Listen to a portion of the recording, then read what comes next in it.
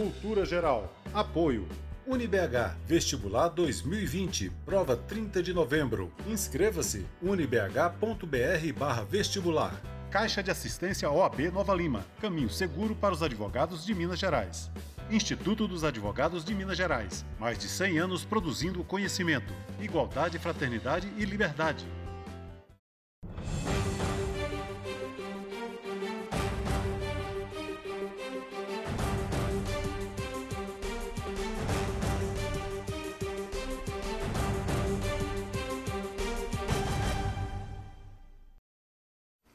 Olá, sejam todos bem-vindos ao Cultura Geral. Hoje, me sentindo extremamente honrado, satisfeito, feliz, porque estou recebendo uma personalidade aqui no programa para a gente poder tratar do direito da personalidade, das relações humanas que têm ficado cada vez mais voláteis, né?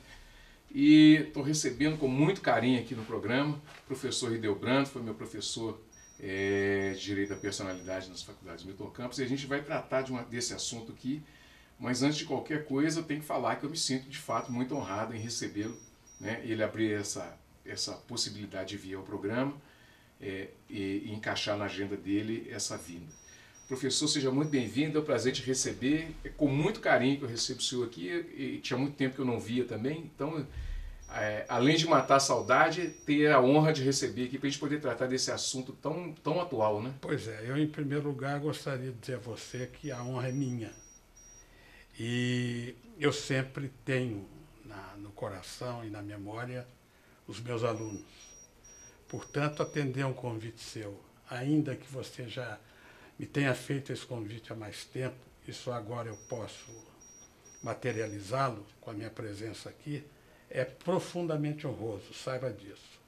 É uma alegria estar com você, é uma alegria revê-lo, e é uma alegria poder conviver nesse espaço virtual, onde vamos aqui lançar reflexões e vamos bater um papo em torno de questões que me parecem essenciais, fundamentais. Portanto, a minha presença na TV Banqueta, ela é feita ela vem com muito bom grado, vem com muita alegria e vem com muito prazer. Que responsabilidade, hein, Eli, que você está aí nos bastidores, né? Ô, professor, como é que a gente pode entender hoje o direito da personalidade nessas relações, já que a gente tem várias formações sociais hoje? Olha, não é fácil, não. As relações humanas se travam e se dão num contexto de contradições profundas, em que a sociedade vai evoluindo, as conquistas vão ocorrendo, e esses direitos, chamados direitos de personalidade ou da personalidade, que são direitos íncitos a cada um de nós, são direitos que cada um de nós porta, portanto são inalienáveis e irrenunciáveis. Esses direitos são sopesados, evidentemente, na prática das relações, e quando eles emergem, evidentemente, aplica-se no que possível e no que couber a estrutura legal construída em torno desses direitos, que entre nós é muito recente, porque o antigo Código Civil brasileiro não contemplava os direitos da personalidade, e hoje eles já estão sistematizados no novo Código Civil, inclusive com um capítulo especial, mas que com toda certeza poderiam ter vindo de uma maneira muito mais significativa, muito mais expressiva, como se encontra. De qualquer sorte, eu entendo que isso é um reflexo de natureza constitucional, na medida em que a chamada Constituição Cidadã de 88, ela veio exatamente para ultrapassar uma fase em que o Brasil saía da obscuridade para o plano democrático, e era natural que, na formatação dessa lei maior do país, os diferentes segmentos da sociedade brasileira se manifestassem e buscassem fixar esses direitos no contexto da Carta Maior. E veja que coincidência, mais ou menos a nossa Constituição, ela se amolda, se amálgama mais ou menos como a Constituição portuguesa, a Constituição espanhola. E foram duas constituições que foram assim construídas exatamente porque um país abria mão do franquismo e outro do salazarismo. Uhum. E nós aqui no território brasileiro, passávamos a página do processo ditatorial. O professor, como que se dá essas relações e essa formação hoje de uma personalidade que vem numa situação originária de criança e ela pode se transformar em outra personalidade no futuro? Uma criança ela pode se identificar como uma outra coisa, como um outro ser no futuro. Nós sabemos que o direito ele não consegue acompanhar a evolução social, ele tenta regulamentar e dar um norte principiológico, mas a gente não consegue regulamentar de fato, normatizar ali pontualmente. Como pensar isso, como os aplicadores do direito devem pensar isso, os doutrinadores também, pensar isso para o futuro, porque o grande desafio é escrever agora o que pode acontecer no futuro. Como que a gente pode pensar isso e entender isso? Eu penso que não é uma tarefa fácil, não é uma tarefa simples. Como você coloca, quer dizer, nós, desde o nosso nascimento até a nossa finitude, nós somos uma evolução constante, permanente. Nós somos um vir a ser, do ponto de vista, digamos, filosófico. Então, nós estamos sendo objeto de transformações constantes, mutações periódicas, que vão moldando a nossa personalidade, vão moldando a nossa vida. E é claro que, enquanto ser individual, eu tenho um tipo de compreensão. Enquanto ser social, eu tenho uma outra modalidade de visão. Porque é a partir do momento em que eu começo a interagir com a sociedade e refletir no contexto dela as minhas crenças, as minhas convicções, a minha formação, a minha inteligência, a minha cultura, enfim, tudo aquilo que eu construí conscientemente num determinado momento, e inconscientemente num determinado momento, e conscientemente no outro, para que eu me tornasse um cidadão de direitos e obrigações. Você toca num ponto que me parece absolutamente correto, qual seja, o direito é muito lento, se assim podemos considerar, em relação à própria transformação da sociedade. Os valores sociais e as mudanças sociais, nós estamos assistindo-as de uma maneira impressionante. Por quê? Porque vários outros mecanismos que impulsionam o ser indivíduo em face da própria sociedade na qual ele está inserido, traz essa possibilidade de mudança muito rápida. Veja, por exemplo, o que acontece hoje com a internet, com a chamada cultura cibernética. É uma evolução avassaladora. Na verdade, fica muito complicado para o ser humano, de per si, acompanhar e influenciar essas transformações e, ao mesmo tempo, ser influenciado por elas. Pode ser até um paradoxo que se coloca, mas é uma realidade inequívoca. Essas mudanças é que vão nos fazendo, é que vão nos colocando diante da nossa própria vida, diante do nosso próprio sonho e da nossa própria realização. O senhor fez um recorte interessante falando sobre a internet e sobre essa vida digital que a gente tem vivido. Trabalhar isso no mundo atual e tentar regular isso não só com a literatura, né, que sou também um escritor e tudo, mas interagir com essa nova forma de linguagem é um desafio também para quem escreve, para quem tenta passar informação, para quem tem discussões a serem elaboradas e serem trabalhadas. Também é um desafio, por exemplo, dar aula também é um desafio, né? Eu creio que nós estamos colocados em face de permanentes e constantes desafios. Eu tenho elaborado uma reflexão, e aqui eu permito dizer a você que ela não tem nenhum fundamento de natureza científica, ela por ora é meramente uma expectativa, é uma reflexão isolada, mas que eu tentarei aprofundar isso mais à frente. A rede, para mim, com todos os benefícios extraordinários que ela carrega, ela me coloca uma indagação em face da qual até agora eu não saí. Talvez seria a resposta de $1 milhão, pelo menos para mim, né? Que é o seguinte: a rede, do meu ponto de vista, pelo menos inicial, ou no início da minha reflexão, dessa maturação, ela quebra a periodicidade da linha histórica. O que eu quero dizer com isso?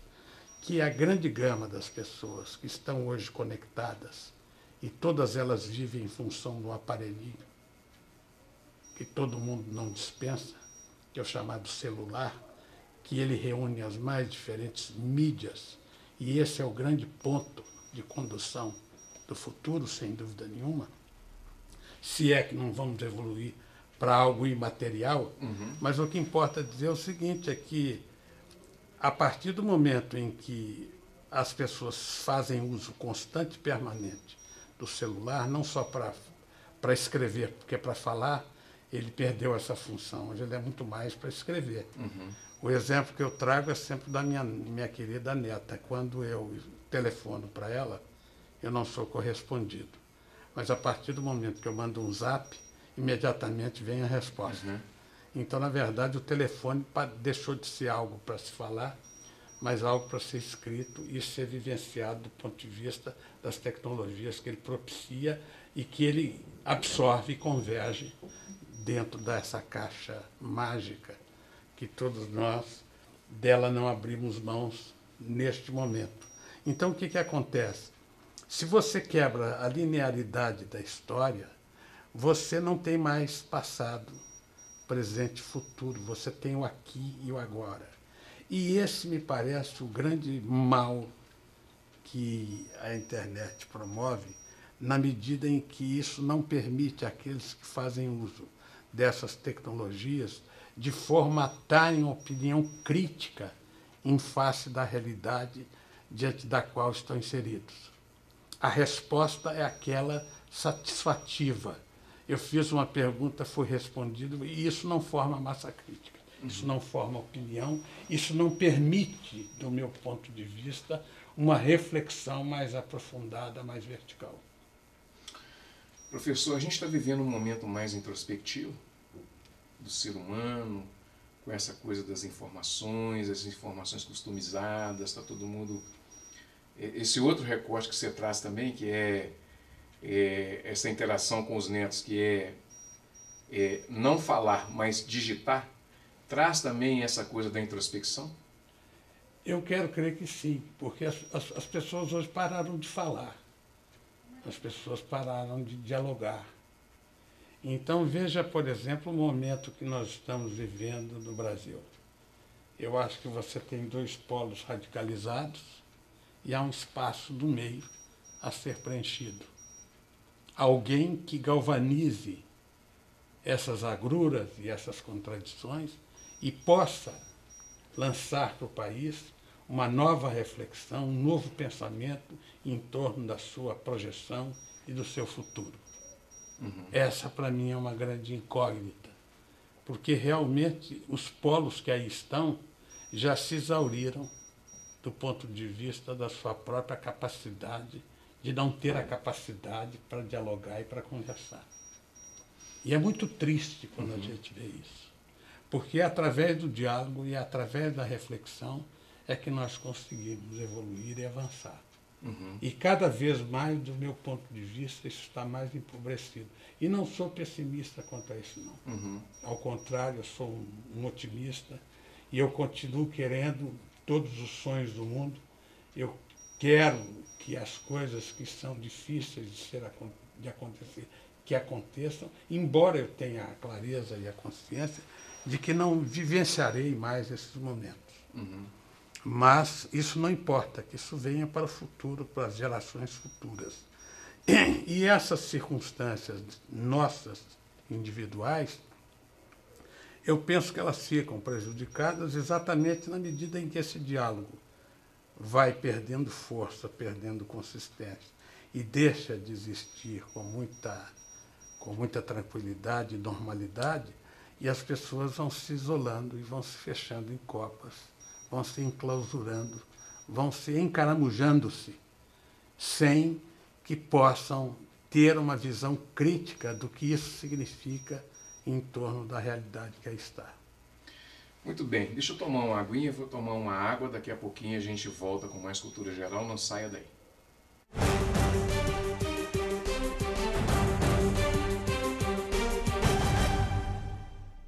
Todos os dias, milhares de pacientes de Nova Lima, Raposo e Rio Acima procuram o Hospital Nossa Senhora de Lourdes para receber atendimento, sendo que 80% deste atendimento é pelo SUS. O Hospital Nossa Senhora de Lourdes é filantrópico e sem fins lucrativos, por isso precisamos de toda a ajuda possível. A sua doação é muito importante para a restauração do telhado do hospital, que é uma das necessidades emergentes. Quando você doa para o Hospital Nossa Senhora de Lourdes, você não estará ajudando somente a restaurar o telhado do hospital, mas também a recuperar milhares de vidas. Quem está lá dentro precisa da ajuda de quem está aqui fora. Você pode doar qualquer valor e, para a sua maior comodidade, a nossa equipe vai até você. Seja um amigo do Hospital Nossa Senhora de Lourdes. Envie a mensagem "Quero doar" para o número que aparece aí no vídeo e saiba como ajudar. Hospital Nossa Senhora de Lourdes. Humanidade, carinho e atenção à vida. Apoio TV Banqueta. Eu nasci para uma missão de gigantes. Sou feita de arroz, feijão, açúcar e muita solidariedade. Eu sou mais que uma cesta. Eu carrego os alimentos, mas é você que nos ajuda a colocar esperança na mesa de milhares de famílias. Natal permanente da LBV. Acesse lbv.org/natal e colabore. Apoio TV Banqueta.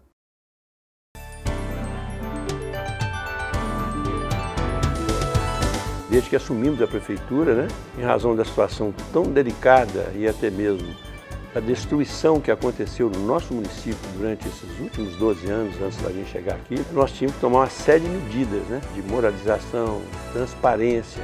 E hoje, na hora que a gente apresenta um pacote de obras, com algumas obras já em andamento, na educação, na saúde, na segurança, na parte da limpeza urbana, na parte cultural, na parte de esporte, em todos os setores. E outras iniciando, que foram assinados contratos esses dias, mais algumas já publicadas, que chega praticamente a 200 milhões de reais. Acho uma vitória para todos os novalimenses e a gente fala isso com muito orgulho, né? É aquilo que eu sempre falei, né? Tinha jeito e provamos que tem jeito em razão dessa equipe maravilhosa que nós conseguimos formar aqui no município e com a participação também de todos os funcionários públicos do nosso município.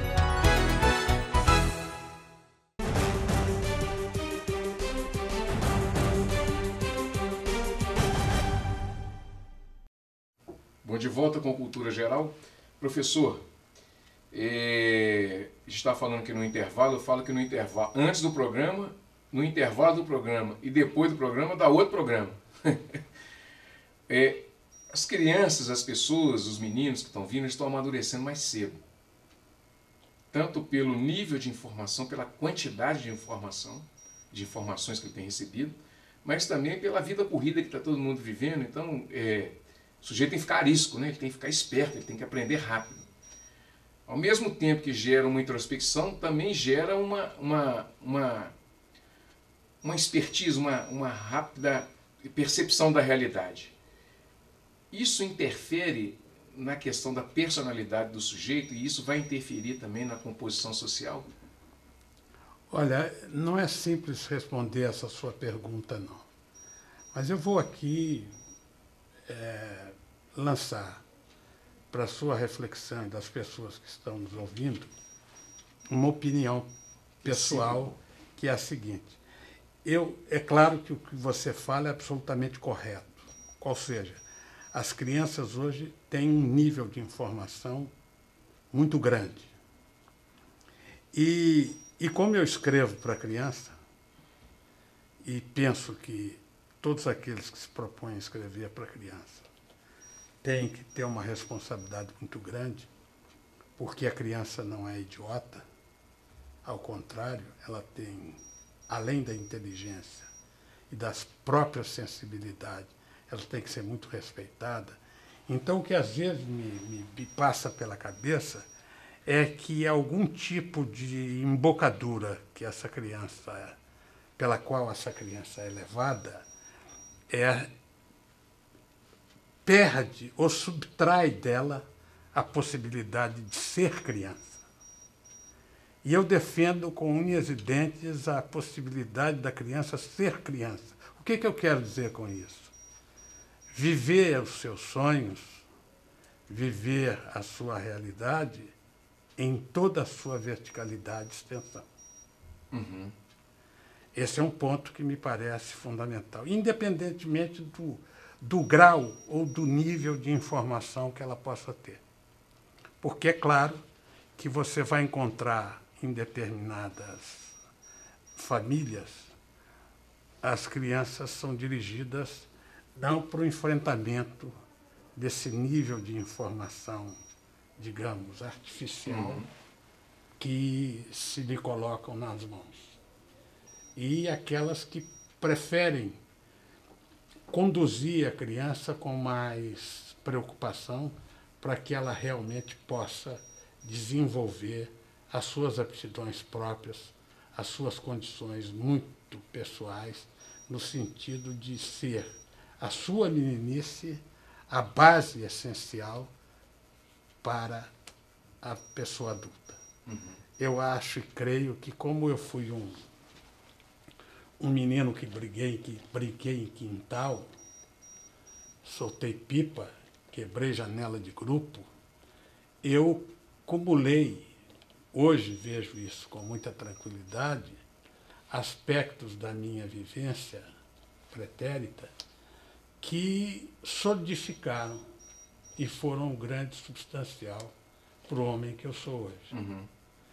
Mas é um tema muito complicado, muito sério, muito amplo, que não pode ser, evidentemente, resumido por nós aqui agora. Dei apenas a você uma opinião, um palpite. Que vai estar interligado com a pauta que eu fiz sobre depressão em crianças lá atrás com a psicóloga que teve aqui, Bruna Godoy. Eu acho que é uma interface muito interessante da sua opinião, da sua fala com a fala dela também. Assim, eu acho que dá para Eu, como não vi essa manifestação, eu fico até feliz que esse liame possa ser estabelecido por uma observação, digamos, por um ponto de observação meu em relação à realidade. Porque confesso a você o seguinte, as coisas mais felizes da minha vida, os momentos mais felizes, quando eu sou convidado para falar dos meus livros em escolas. Uhum. O meu convívio com a criança é algo que me dá absoluta certeza de que a meninice tem que ser vivida em plenitude. É muito bonito essa alma limpa da criança, porque a criança não tem hipocrisia do adulto. Ela é tábula rasa. Ela aceita ou não aceita, ela gosta ou ela não gosta. Então, por que não permitir que a criança exerça esse papel até quando ela quiser defenestrá-lo, porque ela já está entrando numa outra fase da sua própria vida. Ela vai maturando-se mais em face à própria realidade. É preciso que esse universo de sonhos, de encantamentos, seja preservado. É como eu vejo e sinto a criança. Ô professor, para a gente encerrar, a literatura e a educação. A educação é um chavão, a salvação do mundo está pela educação, mas a literatura, ela continua sendo o caminho mais próspero para o pensamento crítico, essencialmente dentro da literatura que você pratica hoje, que é para criança? Eu não tenho dúvida nenhuma disso, não. Eu acho que o livro é a grande fonte de libertação do ponto de vista existencial, cultural e humano. Eu tenho pelos livros, e devo isso ao meu pai, que desde muito cedo me inoculou nesse universo, sem me impor nada, apenas me demonstrando a importância e o significado da leitura, e isso me permitiu ler o tempo todo da minha vida. E é exatamente nos livros em que a gente vai buscar elementos que são formadores, são essenciais para moldar não só o nosso caráter, como o nosso conhecimento e a nossa perspectiva de vida. Portanto, eu acho o livro um objeto sagrado, onde o seu culto deve se fazer exatamente em referência a essa perspectiva. E a educação, não precisamos falar dela, porque quanto mais educado for um povo, mais evoluído ele o será.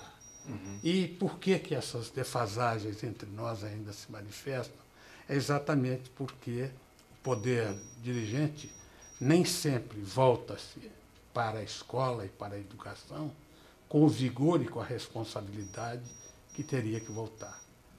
Porque o que se gasta nesse país com inutilidade, e se você revertesse essa soma de dinheiro em prol da educação da criança brasileira, do homem brasileiro, com certeza nós seríamos um outro país. Porque é preciso que se reconheça que o brasileiro, com todas as suas dificuldades, com todas as suas agruras do ponto de vista social e econômico, é um povo profundamente criativo, é um povo muito interessante. Basta que você corra o olho na própria formação do território nacional, onde você vai ver essa pluralidade cultural nos mais diferentes estados da Federação Brasileira. A cultura que se promove no Norte não é a cultura do Sul. A cultura do Sul não é a cultura do Centro-Oeste, e assim sucessivamente. E quando eu falo cultura, eu falo em cultura lato sensu. Eu não restringo a perspectiva da cultura. Cultura, para mim, é tudo aquilo que o homem faz. E é nessa perspectiva e nessa linha de reflexão que eu entendo que a educação promove essa formação cultural com muito mais agudeza, com muito mais perspectiva e, principalmente, num mundo absolutamente efervescente, onde as identidades, onde os indivíduos vão se alterando e vão se modificando. E essa trajetória, ao meu ver, tem que ser profundamente respeitada, porque os direitos íncitos a cada um de nós devem ser direitos comungados pela sociedade do ponto de vista do seu todo, e não porque tenham uma perspectiva de natureza jurídica. O indivíduo tem que ser respeitado no seu nome, o indivíduo tem que ser respeitado na sua crença, o indivíduo tem que ser respeitado no seu corpo, o indivíduo tem que ser respeitado nas suas escolhas pessoais, tanto de natureza sexual como de natureza de vida. E a sociedade tem que amparar essas escolhas, ao invés de simplesmente colocá-las num patamar de inferioridade ou simplesmente de pré-conceito, que é a palavra mais dolorosa com a qual eu posso conviver. Porque o que é o pré-conceito? Você não chegou ao conceito e já não o aceita, porque você não se permite chegar nele. Então isso é muito triste. De outro lado, você tem também aquelas cabeças que pensam e alimentam esse processo de maneira diferente. E é exatamente nesse processo dialético, nesse processo de contradição, é que a sociedade caminha, é assim que ela se materializa, é assim que ela se forma. Professor, muito obrigado. Espero que você tenha gostado. Esse espaço é um espaço democrático e é um espaço para a gente poder dialogar. Espero que o senhor tenha gostado do programa e queria que o senhor deixasse um recado para quem está no meio acadêmico, que tem uma perspectiva de ter uma profissão, de sair do meio acadêmico, mas que ainda não está maduro ainda para ter um pensamento crítico efervescente, né? Que está preocupado mais em ir para o mercado de trabalho do que se autoconhecer ou ter um pensamento crítico.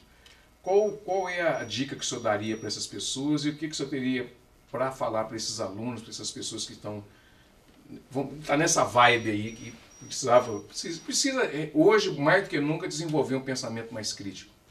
Eu, em primeiro lugar, eu quero agradecer a você a oportunidade de ter estado no seu programa e ter podido, juntamente com você aqui, lançar algumas reflexões pessoais mas que espero que possam ter sido minimamente úteis. Excelente. Em segundo lugar, dizer a você o seguinte, que é sempre uma alegria muito grande para mim quando um ex-aluno como você me convida para uma participação dessa natureza. Meu muito obrigado.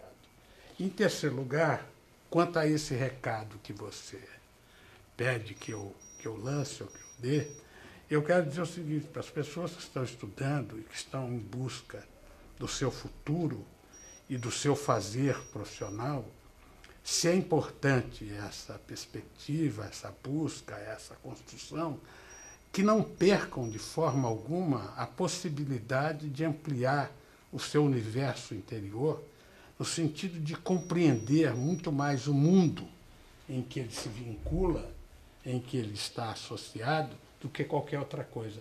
Porque não basta apenas e tão somente eu querer me realizar como profissional, ganhar dinheiro e viver a vida e gozar a vida. Isso é um aspecto da realidade. O mais importante é que eu esteja solidamente preparado para enfrentar a vida com tudo aquilo que ela me oferece. Vitórias e derrotas, ganhos e perdas. Porque a vida é isso também. Então, você, para poder enfrentar o cotidiano, enfrentar a vida do ponto de vista da profissão que você escolheu, você tem que ser, acima de tudo, competente. E essa competência não pode ser só técnica. Essa competência tem que ser existencial. Portanto, a sua inteligência emocional, ela tem que acompanhar, para e passo, a sua inteligência profissional. Porque, caso contrário, há aí uma defasagem e esse indivíduo pode sucumbir sem sequer ter passado a mão na porta da sala dos sonhos. Muito bem, gente. Muito obrigado. Agradecer ao professor mais uma vez. O programa, além de tudo, é emocionante e maravilhoso, né? Talvez aí está no rol dos grandes programas que eu já tenha feito aqui no Cultura Geral. Um grande abraço. Amanhã tem reprise e voltamos na segunda-feira ao vivo, se Deus quiser, com mais Cultura Geral.